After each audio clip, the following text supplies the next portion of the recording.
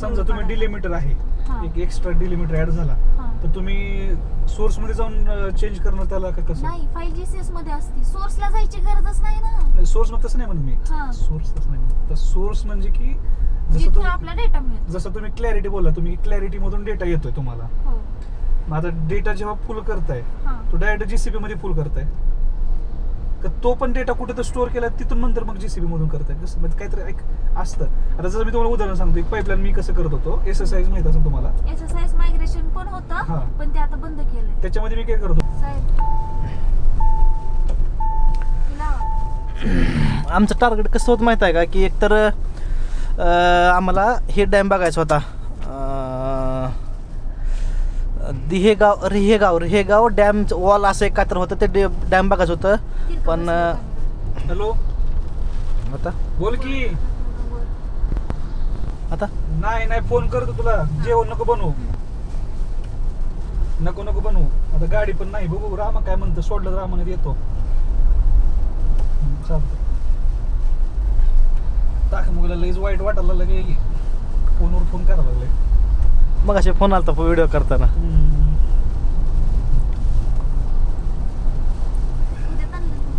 दिसतं का बघ बरं सोने काय व्हिडिओ मध्ये दिसायला लागले काय म्हणते. काय माहिती काय भोसडीच्या एक तर बोलवत नाही, कॉल करून जळवतो. आता नको बोलू, सांग त्याला. कुठले राहतात, अपेंड राहतात, मर्ज राहतं, युनियन राहतं, मग sum, average, minimum, maximum, count, distinct count, summarize function राहतं, ॲड कॉलम्स राहतात. सिक्वल फक्त हे एमक्वेरी आहे. आपण हे जे सिक्वलर काम करतो, सिक्वल आहे ते तुम्ही एमक्वेरीवर काम करता. हा सिक्वल म्हणजे फंक्शन ऑपरेशन सेमच राहतात, फक्त जे लँग्वेज सिंटॅक्स असतात ते वेगळं असतो. आता जसं की सिक्वल मध्ये पण युनियन सेमच असतं, एमक्वेरी मध्ये पण युनियन सेमच आहे, डॅक्स मध्ये पण युनियन सेमच राहतात. अपेंड झालं किंवा सम झालं, ॲव्हरेज झालं, हे सगळे सेमच राहतात. आणि तुम्ही कोणते कोणते सॉफ्टवेअर यूज करतात? आता इथं मी पॉवर BI करतो, हां पॉवर ॲप्स करतो, पॉवर ॲटोमेट करतो. हां सिक्वल वगैरे काय नाही सध्या तरी. आणि मग आता कसं पॉवर ॲप्समध्ये पण आता पॉवर BI हे एक व्हिज्युअलायझेशन टूल आहे. म्हणजे कसं आता युजरकडून आपण एक इनपुट नाही घेऊ शकत. जसं आपण फॉर्म वगैरे कसं भरतो, आता तुम्हाला एक फॉर्म शेअर केला तर तुम्ही त्याच्यामध्ये तुमचं नाव टाकताय, हे सगळं टाकताय. तसं पॉवर BI मध्ये नाही करता येत. मग त्यासाठी पॉवर ॲप्स वापरला जातो. मग तो पॉवर ॲप्स इंटिग्रेट होतो पॉवर BI बरोबर. मग तिथं आपण युजर इनपुट वगैरे रेकॉर्ड करतो, म्हणजे कॅप्चर करतो. पॉवर ॲटोमेट काय करतं, एक ॲटोमेट फ्लो. म्हणजे जसं की आता तुम्ही एक मेल पाठवला, तर तुम्ही मेल पाठवला तर मला कसं समजणार. मग मला एक हे येणार, एक मेल येणार की बाबा असं मेल आलाय म्हणून, ती मेल तुम्ही बघा म्हणून, असं राहतं, ह्या गोष्टी राहतात. तर हे power automate, power apps, power BI या सगळ्या गोष्टी एक पॉवर. तुम्ही आता पॉवर BI वर काम करतात, मग तुम्ही लुकर पण येऊ शकेल ना तुम्हाला. हा येणार लुकर, म्हणजे ते येतं ना, व्हिज्युअलायझेशन सेमच आहे ना दोन्ही पण. लुकर झालं, टॅब्ल्यू झालं, अजून एक कुठलं तर आहे. आमच्या प्रोजेक्ट मध्ये की नाही आता सर म्हणजे लुकर पण यूज करतात, पण लुकर आम्ही नाही यूज करत, ती टीम वेगळी आहे. ओके. हां. तर डेटा इंजिनिअरिंगचा थोडासा वरती गेलं का नाही, डेटा अनालिसिस राहतो. हां. मला आता कळालंय माहिती का, हे डेटा इंजिनिअरिंग मध्ये पण येत नाही, हे डेटा ऑप्स मध्ये येत आहे. मी जी काम करते तुम्ही आता काय करता, पाईपलाईन्स वगैरे बनवत असता, नाही. डेव्हलपमेंट करत नाही तुम्ही आज सपोर्ट. मला सपोर्ट मध्ये पण आहे, थोडं डेव्हलपमेंट मध्ये पण टाकलं. आता डेटा इंजिनिअरिंग म्हणजे कसं झालं, एक प्रकारे तुमचा रॉ डेटा आहे. हां. ठीक आहे, एकदम डेटा असा त्याला क्लायंट pure कडून करून हे करणार. एकदम खराब डेटा, मग त्याला तुम्ही स्ट्रक्चराइज करणार, हम्म. बरोबर. हम्म. मग त्याच्यामध्ये स्ट्रक्चराइज म्हणजे काय, की तुम्ही डेटा टाईप चेंज करणार. तुम्ही त्याच्यामध्ये समजा एखाद्या ह्याच्यामध्ये टेक्स्ट पाहिजे पण तिथं तुम्हाला नंबर आलाय, तर तुम्ही तो नंबर रिमूव्ह करणार, किंवा नंबरमध्ये टेक्स्ट आला तर तो टेक्स्ट रिमूव्ह करणार. Missing values. आता खरं सांगू का मी, कसं माहिती का, आता मी हे जे प्रोजेक्टवर काम करते का, त्याच्यामध्ये रॉ डेटा येतो असं नाही, क्लायंट डेटा शेअर करतायत, तो त्यांना म्हणजे एकदम परफेक्ट ह्याच्यामध्ये गेला पाहिजे. राईट. त्याच्यामध्ये डुप्लिकेट नाही व्हॅल्यू आली पाहिजे, नल व्हॅल्यू आली नाही पाहिजे. बरोबर. त्याच्यासाठी प्रत्येक क्लायंटचा वेगळा वेगळा डेटा आहे. क्लायंट एक आहे पण त्याचे युजर वेगळे वेगळे वेगवेगळे आहेत. आहेत, बरोबर. हा, मग प्रत्येक युजरची वेगळी वेगळी पाईपलाईन आहे. प्रत्येक त्याला त्याचा डेटा म्हणजे आपल्याला रॉ डेटा येतोय, पण त्याच्यानंतर जे फायनलाइज डेटा आहे तो युजरला गेला पाहिजे on the daily basis. Devices. Correct. मग त्याच्यासाठी पाईपलाईन आपले एअरफ्लोचे क्रिएट केलेले आहेत. मग म्हणजे तुम्ही हे असं सगळं आहे. मग मग तुम्ही त्याच्यासाठी आपण ऑन प्रेम यूज करतो. आपण STS पाहत आहे त्याच्यासाठी. आता ऑन प्रेम तुम्ही मोस्टली फायनल डेटा स्टोअर करण्यासाठी वापरत असताल हा का? नाही फायनली फायनल डेटा. आणि तुमचं सोर्स काय आहे? Excel files. सोर्स आहे क्लॅरिटी EDW. मग आपण आता EDW काय म्हणतात ADW काय आहे? EDW सोर्स आहे. त्याच्यामध्ये सोर्सचे नाव आहे ती EDW आणि क्लॅरिटी. ते कसं- कसला सोर्स आहे? डेटाबेस आहे का? एक्सेल शीट आहे का? ओरॅकल वरून आता काय म्हणतात त्याला त्याचं Database मला knowledge थोडक्यात. नाही बरं का, मी हे केलं नाही पण आपल्याला क्लॅरिटी टेबल म्हणजे डेटाबेस क्लॅरिटी मध्ये टेबल नाही, क्लॅरिटी सोर्स आहे. नाही थांब ना. क्लॅरिटी एक सॉफ्टवेअर असेल काय तसं नाही नाही नाही नाही ओरॅकल सिक्वल आहे ना आपलं ओरॅकल. हां.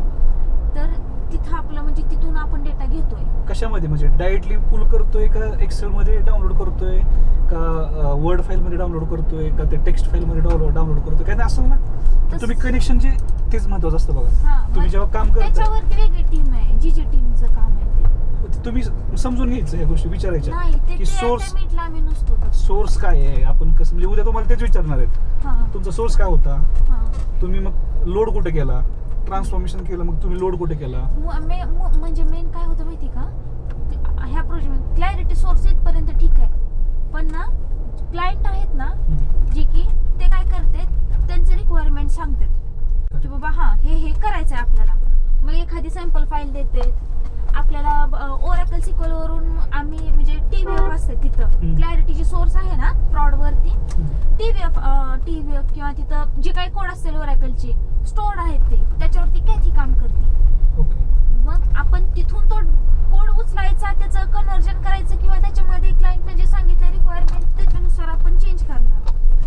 मेन काम असं चालतंय. आता सोर्स कडून डेटा कसा आणतात म्हणजे त्याच्यावर मी कधी ऐकलं पण नाही काम केलेलं पण. आणि ट्रान्सफॉर्मेशन साठी तुम्ही कुठली लँग्वेज वापरताय? ट्रान्सफॉर्म पायथॉन आणि अच्छा. सिक्वल दोन्ही यूज करतो. आणि तुम्ही काय केलं आता? तुम्ही सध्या काय करताय? मी पायथॉनचं कोड तर नाही लिहिलेला. सिक्वल. सिक्वल मध्ये डेव्हलपमेंटचं काम दिलेलं होतं पाईपलाईन क्रिएट करायचं. तर मग त्याच्यामध्ये पाईपलाईन क्रिएट केली ती सिक्वलने आहे आणि मी जी कोड होता तो ओरॅकल सिक्वल मधला होता तो याच्यामध्ये कन्वर्ट करायचा होता. आणि मग बेसिक आपलं पाईपलाईन फेल झाली कधी कधी आपल्याला तिथं कोडमध्ये पण चेंजेस करावा. तर मग तिथं कोडमध्ये एकाला दुसरं काही जे चेंज आहे तो करायचा. म्हणजे तुम्ही कोर डेव्हलपमेंट केलंच नाही म्हणायचं? नाही केलं. राणा तुझ्यासारखंच आहे यांचं पण. कोडमध्येच आहे. आणि रोज डॅक फेल होते रोज डॅक फेल झालेलं काढायचं. त्याच्यानंतर काय माहिती एम्प्टी फाईल मॉनिटरिंग, त्याच्यानंतर DF फेल्युअर, आणखीन काय शेड्यूल क्वेरी फेल्युअर म्हणजे मी ह्याच्यामध्ये ते मोस्टली ह्याच्यामध्ये तुम्ही म्हणजे सपोर्ट मध्ये आहे बरं. एखादी पाईपलाईन फेल झाली एखादी नाही रोजच होती फेल 2-3. तर त्याच्यामध्ये म्हणजे टेक्स्ट मध्ये नंबर असेल किंवा नंबर मध्ये कॉलम मध्ये काहीतरी वेगळीच व्हॅल्यू असेल असं होतं ना?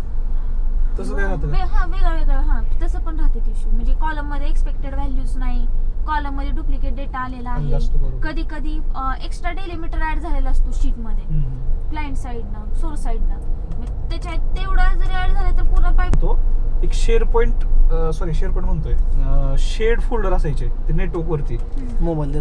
मग त्याच्यामध्ये ते फाईल तिथे एक्सेल फाईल सेव्ह असायच्या. त्या एक्सेल फाईल आम्ही पुल करायचो आमच्या लोकल ड्राईव्ह वरती. त्या लोकल ड्राईव्ह मधून नंतर कनेक्ट करत होतो SS साईड. नाही इथं ना फाईल जनरेट होते युजिंग क्लाउड रन जॉब. ऐका मग क्लाउड रन जॉब न फाईल जनरेट झाली ना ती आपल्या GCS फोल्डर मध्ये जाते. ठीक आहे. ओके. GCS फोल्डर मध्ये गेल्यानंतर त्याच्यावरती काय प्रोसेस होते. मग प्रोसेस झाल्यानंतर आपल्या STS ला पण कनेक्ट असते SFTP ला. SFTP हा मग तिकडे पण प्रोसेस होते इकडे पण होते. मग नंतर काय होतं आपली जी GCS मधली फाईल आहे ना ती आर्काइव फोल्डर मध्ये जाते. ही सगळं प्रोसेस झाल्या ना मग त्या फोल्डर मधून नंतर आर्काइव फोल्डरला जाते. हा आणि त्याच्यानंतर आपला टास्क एंड होतो. ही फ्लो आहे आपल्या एअरफ्लोचा. SFTP तेच शेअर्ड फाईल ट्रान्सफर प्रोटोकॉल. हा तेच सेम तेच आम्ही पण तेच करत होतो. हा आमच्या प्रोजेक्ट मध्ये SSIS मायग्रेशन पण होतं पण आता ते बंद केलंय. गेल्याच महिन्यामध्ये बंद केलं. इकडे जायचं होतं आपल्याला.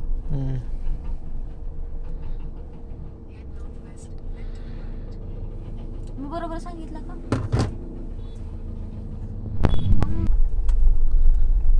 साईडला थांब बघा.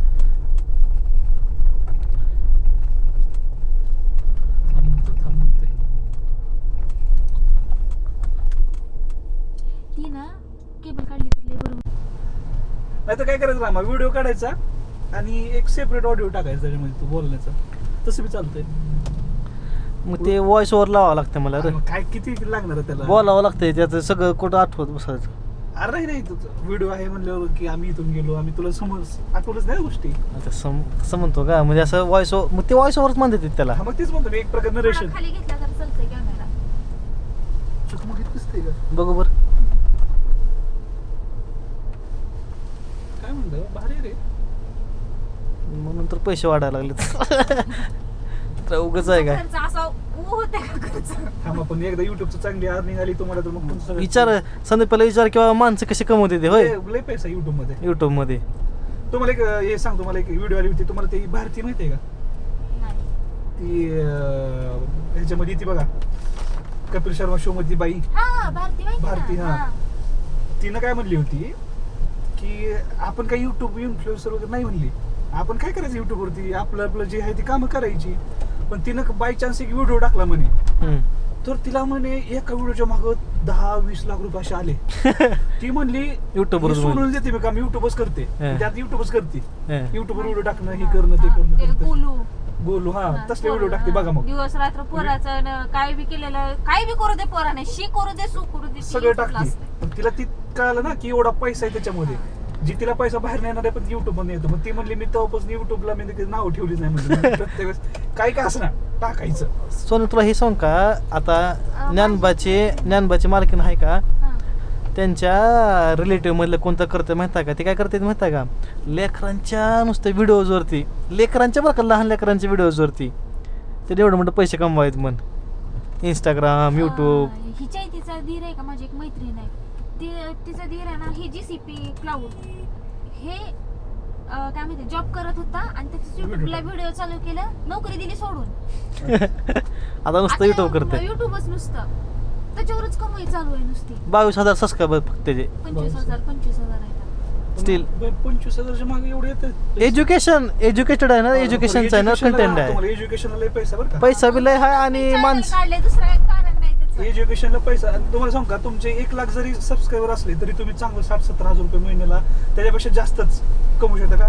प्रमोशन येतात, ऍडव्हर्टाइजमेंट येतं, आणि एज्युकेशन मध्ये कसं 8 प्लॅटफॉर्मवरती तुम्ही प्रमोट बी करू शकता. लय काय करा त्याच्यामध्ये स्पॉन्सरशिप वगैरे. युट्यूबला माझा विरोधच नाही, उलट त्यातून आपल्याला सेकंड इन्कम सोर्स तयार व्हायला. नाही आपले व्हिडिओ का काढायचे, समजा एखादी व्हायरल झाली तर ती एकच व्हिडिओ असते, ती तुम्हाला भरपूर काही देऊन जाते. आता तुम्हाला सांगू का, एक PUBG वगैरे तुम्ही ऐकलं असेल, त्याच्यामध्ये एक मोर्टल म्हणून एक असंच पोरग होतं, लय साधं पोरग, एकच व्हिडिओ, एकच म्हणजे 5 सेकंदाचाच त्याचा तो व्हिडिओ होता का, इतका व्हायरल झाला की त्याला आता नाही म्हणलं तर 30-40 मिलियन सबस्क्रायबर आहेत. अरे बापरे. मग आपल्या टाटा शहराच्या व्हिडिओचं काय झालं गेलं लास्ट चॅनलवर, किती लागते त्याला बघा. 30 मिलियन एकानंच ही चालू होतं, मॉनिटाईज झालं होतं चॅनल आपलं. तसं असतंय ते. पण आता ही व्हायला पाहिजे ना, किती मेहनत त्याला करणार आपण, किती दिवस. तेच कन्सिस्टन्सी कंटिन्यू लागते याला. लागतेच. कधी तुमचं नशीब चमकलं कुठं कंटाळल्या माहिती का आमचा, हम्म. एडिटिंग मध्ये. त्याने तेच ते म्हणलं. तर आहेच की. मग ते एडिटिंग शिकावं लागणार आहे. आणि तुम्ही असं व्हिडिओ टाकून काय नाही तर युजर रिटेन्शन मी असलं पाहिजे. मग आमच्यासारखे ना बघितलं तर मी पण बघा, मी आता बघायचं म्हणून बघतोय मित्राचं आहे म्हणून. आता काय नाही त्याच्यामध्ये बघण्यासारखं, पण आता ठीक आहे गाडी चालवतो. कट. अरे नाही, हे मी सुद्धा लय तसं बरं आहे. आता समजा येडा कुठं तुम्हाला जायचं आहे, हे ना तो सांगतो, आता ही कंटेंट, आता ह्याला ही कंटेंट आहे ना, जोपर्यंत ही गाडी घेत नाही का तोपर्यंत ते कळणार नाही. कारण की मी बघत नव्हतो, मी 2 व्हीलरच फक्त बघायचो. कधी ज्यावेळेस मी गरीब होतो त्यावेळेस. हा, मग आता आपण श्रीमंत झालो. आता मी 4 4 व्हीलर घेतली तर मग मी 4 व्हीलरचं कंटेंट बघतोय. असं असं नाही प्या, ही सायकोलॉजी आहे बरं का, ही माणसाची सायकोलॉजी आहे माणसाची ही. बरोबर. आपल्याला आहे ना लय मस्त वाटायचं 2 व्हीलर फिरायला, पण आता 4 व्हीलरमध्ये फिरलं मग तुला खटरा यायला का नाही 2 व्हीलरचा. टाटाच्या बी गाड्या भारी तर रामा, डिझाईन बी लई भारी त्यांची. मग आता गेले बैल का सफारी होती वाटतं. सफारी तुला तीच आवडते ना, सफारीच आवडते. सफारी सारखी गाडी ती आपली. सफारी आणि ही घ्यायची असेल तर तुम्ही कोणती गाडी घेणार? हॅरियर सफारी, 7X म्हणून आहे महिंद्राची. महिंद्रा 7X घ्यायची त्याला. मला माहिती का ती गाडी? नाही तसं नाही गेला नाही माहिती. ब्लॅक मध्ये लय भारी दिसते. आताची तर लय भारी दिसते, प्रीमियम. लय प्रीमियम असून दे प्या. किती मी price असते ती? मी लांब जाते पण ती. 22-23 लाखाला जाते. ऐक ती गाडी एका माणसानं बघा, घेतली. असं मागून खेकडा टाईप आहे ती का? अशी नाही दिसते नाही बघा नाही आता नाही गेली. नाही. तुम्हाला दिसेल भरपूर अशा गाड्या राहतात बघा. अशीच जाड एकदम दांडकी आहे. मस्त बघा ही ही? अशीच आहे. स्कॉर्पिओ या नाही ती. हा कळाली मला, आठवली. आठवली का 7X आताच लय भारी मॉडेल आहे खतरनाक मतलब. वा. 700चं वरचं मॉडेल मला 7X वाला. महिंद्राच्याच गाड्या आवडतात का दोघांना पण? विषयच नाही. आम्ही जेव्हा घ्यायची होती Booking करायला लय गेलो. रिसर्च केलो. आम्हाला असं गाड्या वेगवेगळ्या मॉडेल बघितलं. ह्याला थार आवडली मला. ते 7X बघितलं भारी वाटली खतरनाक. आणि तेव्हा स्कॉर्पिओ घ्यायची म्हणत होतात ना? हे कधी स्कॉर्पिओ म्हणलं त्यांना. सांगितलं होतं का त्यांना स्कॉर्पिओ? 700 आणि 7X हे दोनच गाड्या आहेत त्याच्या. 700 आता भेटत नाही ना. आता बंद झाली ती. मी दगडूशेठला गेलो होतो त्यावेळेस तिथं 7X लेट म्हणजे नवीन मॉडेल बघितलं रामा. त्यात मग पोरगं चांगलं आहे ना, ती मला माझ्या ह्याच्यामध्ये माहित असायला. प्रॉपर्टी वगैरे आहे पण ती पसंत येत आणि नाही म्हणते आपल्याला. मला करोडपती म्हणजे असं मोठ्या घरचं पाहिजे. नाही. मोठ्या घरचं पाहिजे तर मला तेवढं एकच माहिती आहे. आता ते लय करोडपतीच्या कमवणारं असं वरचं आम्हाला आहे. नाही पाहिजे. करोडपतीच्या वरच आहे ती. ठीक आहे म्हणजे कमवतंय 2 भाकरी घरात आणतंय बस एवढं. ठीक आहे, हां. जास्त आम्हाला अपेक्षा नाही. त्याचं एवढं 10 एकर शेत 20-30 एकर हा जास्त नाही 100 एकर शेत आहे. 100. मग आमच्या मम्मीला ते स्थळ पसंत पडलेलं होतं. पण मग ही मग मला नाही ना, कारण 4 माणसात ज्या माणसाला अक्कल आहे ती माणूस एवढं मग एखाद्या मुलीला नाही प्रश्न विचारू शकत. तू हुशार असशील तुझ्या घरी, माझ्या पैसे नाही चलत इथं. मग ह्यानं काय विचारलं तुम्हाला? ऐका ना, मग हे झालं मग ते पण आहे. मग तिसरं स्थळ हे होतं. मग इथं आपण मग ह्यानी 4 माणसात मला काहीच विचारलं नाही. आणि मी पण नाही बरं का विचारलं काय. मी घरच्यांनीच विचारलं फॉर्मॅलिटी म्हणून घरच्यांनी विचारलं. म्हणजे एक आर्टिकल फॉर्मॅलिटी म्हणून सांगू मग चौकशी केलेली फॉर्मॅलिटी म्हणून नको. तिथं 4 माणसात मला प्रश्न काय विचारायचे चालू आहे. तुझ्या भाऊजाला बी दुनियाभर विचारलं मला. त्याचं नका सांगू मला तू. मग ते तर तसं नाही. ते तर मला खोलून विचारतो की हा ना तू जावा डेव्हलपर मधलं काय करतोय मला ते सांग मला एक मिनिट. तसं सांग नको मला. राहुल भाऊजीनं बोललेलं नाही. 4 माणसात तिथं बसल्यावर बैठकीमध्ये बैठकीमध्ये सांगतो तुला मी. त्याला मी मग ती पण माहित नाही. जर्नालिझम केलेलं सगळं त्याने विचारलं मला. काय काय पण करतोय मला कशा माहित कशाची नाही आवड आहे काय जे सगळं त्याने विचारलं मला. मला नाही ना माहिती ह्या गोष्टी. मग ह्यांच्या घरून मला काय प्रश्न विचारले, नाव काय तुझं आणि स्वयंपाक करायला येते का आणि शेत करणार का. मग मी शेत करणार का म्हणल्यावर चेष्टेत विचारलं. कसं विचारलं मला माहित नाही. मी म्हणले मी उत्तर दिलं नाही. आहे तर करावं लागेल. मी त्या प्रश्नाला उत्तरच दिलं नाही. मग झालं बैठक झाली. मग त्याच्यानंतर मग आम्हाला जेवण झाल्यानंतर मग बोलायला टाइम दिला. मग आम्ही जवळपास अर्धा तास बोलत होतो. दोघं हा अर्धा तास नंतर 15-20 मिनिट अर्धा तास मी टाइम लावलेला होता. माझ्या लक्षात आहे 25 का 26 मिनिट म्हणजे अर्धा तास म्हणून सांगायला तुम्हाला. ही पण सांगते मी राऊंड फिगर. ही 15-20 मिनिट सांगायला पण 25 ते 26 मिनिट होता. काय वाटलं तुम्हाला नंतर तुम्ही म्हणजे माझा हा तिथंच होता आणि ह्यांचं बी हा तिथंच होतं. पण आम्ही दोघं बी फसलो.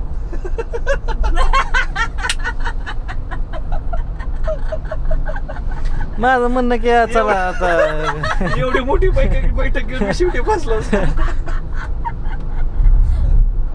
कारण एक तर दोघं बी आम्ही तरकटे, दोघं बी हट्टे. दोघाला बी आमच्या माघारी घ्यायची नसती. पण एक आहे बरं का, आणि मला लग्नाआधी मी लय समजदार आहे असं दाखवलं होतं. आणि मी लग्नाच्या आधीपासून एकच गोष्ट ह्यांना सांगत आली की मी हट्टी आहे. आधीपासूनच ते सांगितले. आणि ही गोष्ट तुम्ही विचारायची, मी हट्टी आहे तरकटे. कारण शेवटी घरचे गुन्हा येतच असतात अंगामध्ये. माझ्या घरचे सगळे माणसं तरकटे, मी बी तरकटे. पण हनी तरकटे आहेत, हट्टी आहेत. पण ह्यांनी तसं नाही दाखवलं. मी लय समजदार आहे असं दाखवलं मला दाखवताना. त्यात मी फसले. आहे की तो समाजात की समजून घेतो मला. नाही समजदार आहे. जॉबच्या बाबतीमध्ये समजदार आहेत. मी सांगते की कोणत्या बाबतीत. म्हणजे असं मला कुठल्या गोष्टीची ह्या गोष्टीची मला गॅरंटी माझ्या आयुष्यात मला कधी काही कमी पडू देणार नाही.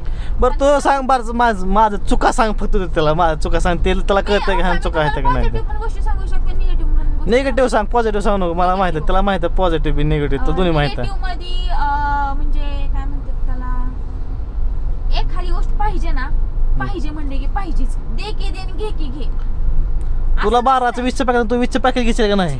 ऍटिट्यूड म्हणते त्याला ही म्हणते त्याला. पॅकेजचा विषयच नाही, जॉबचा विषय. अगं ती लाईफ मध्ये असलंच पाहिजे. येडे बिडे काय मग काय मला थार घ्यायची होती मी थारच घेतली. तसं नाही. एक मिनिट. हा ही थारचा विषय नाही.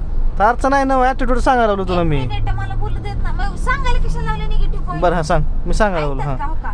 मला सांगा तुम्ही आता बायकोला घेऊन चाललंय वाटतं कुठेतरी.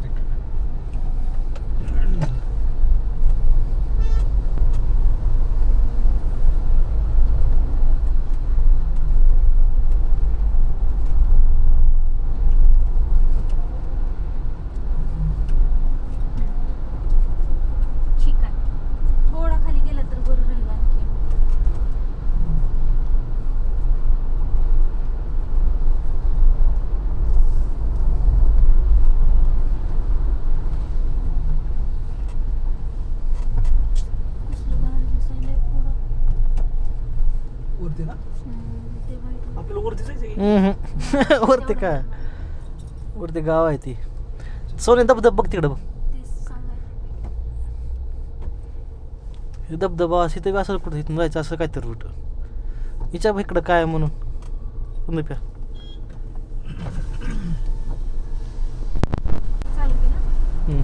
आणि कॉल पण करू नको मी पण करत नाही काल तर कशाला कॉल केलता जर मी नसेल तर सोडून द्यावा ना विषय गरजेनुसार टाइम द्यायचा तुम्ही आयला दोघं पण आता जे काय पैशाचा विषय आहे तो करतो क्लिअर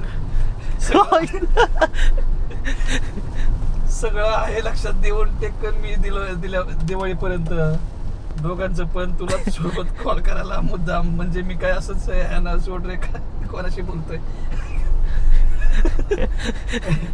राग काय बोलत नाही त्याला तू हा त्याला काय बोलत नाही तू कुठं बोलवत नाही फोन करतो काय बोलवत ते काय प्लॅन झाला नाही म्हणून परत आम्ही इकडं तामिनी घाटला आलोय मी थोडीच होतो तुमच्या बरोबर कोण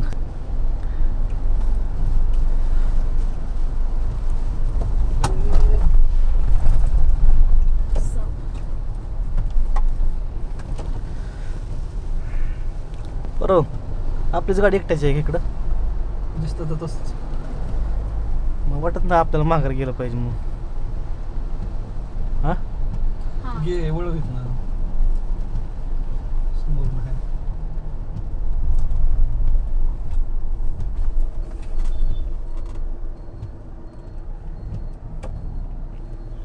काय लाव इथून वळती गाडी आपली.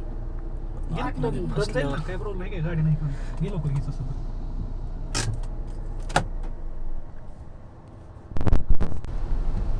हा हा. घे वळवीत ना समोर नाही